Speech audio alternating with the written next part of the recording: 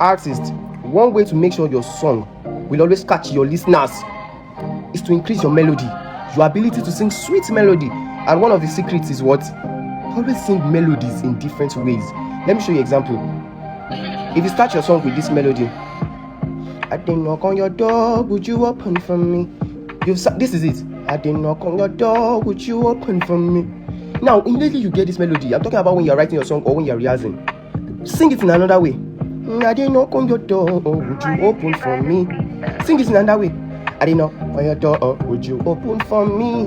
Or I didn't knock on your door, would you open for me? Now, I'm not gonna lie, right? I really appreciate this particular content format. If I were like an A&R or a songwriter or a producer, this is the content format that I would use on social media to like really, educate and put things out there. But the only problem I have with this content format is that it's kind of like makes it look like there is a one size fits all kind of format for songwriting and composition, right? He is not factoring in the fact that there are different artists that make different kinds of music and have different styles. And this particular, hack that he's projecting will not necessarily work for everybody. And if everybody decides to do it like this, it becomes this generic basic thing. What I would have, expected him to do is to do this thing where he asks everybody to like send in their music or something like that. And he can now advise based on what is unique to the artists that sends the music, right? You can now listen to the music and be like, okay, this is the melody pattern that suits your vocals. This is the writing style that suits what you are trying to do with this song, but this is a better way of doing it, something like that, right? As opposed to creating this one size fits all kind of thing.